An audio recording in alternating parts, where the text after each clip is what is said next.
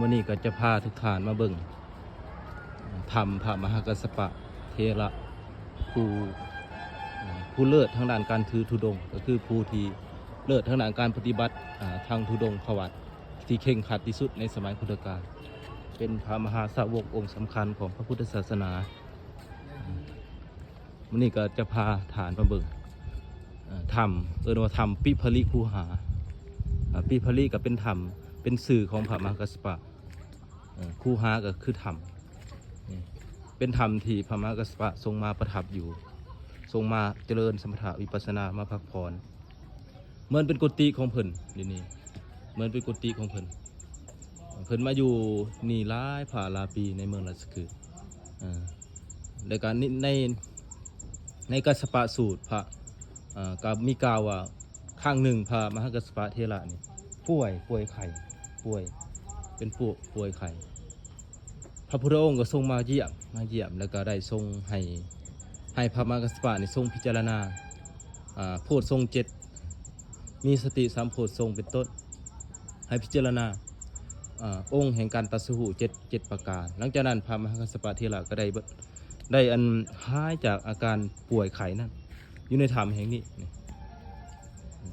ปัจจุบันเพิ่นก็บ่ได้ทางป่าเนาะเป็นป่าเป็นธรรมปิภลิคูหาเป็นธรรมสำคัญในเมืองราชคฤห์ผู้ใดเข้ามาก็อยากมากราบก็ได้มาน้อมระลึกถึงมาเบิ่งมัน วันระลึกว่าพระอรหันต์องค์สำคัญในพระพุทธศาสนาเป็นเคยอยู่ในสถานที่แห่งนี้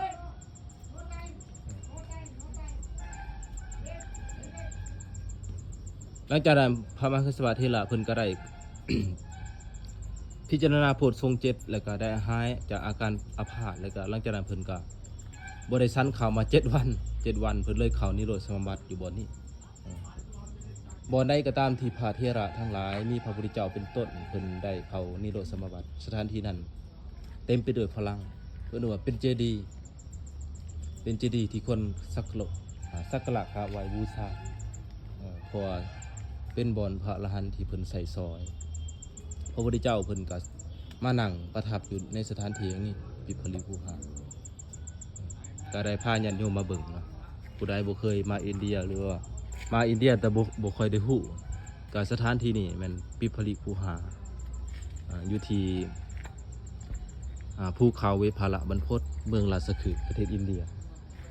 ซึ่งอันนี้ก็คือยอดภูเขา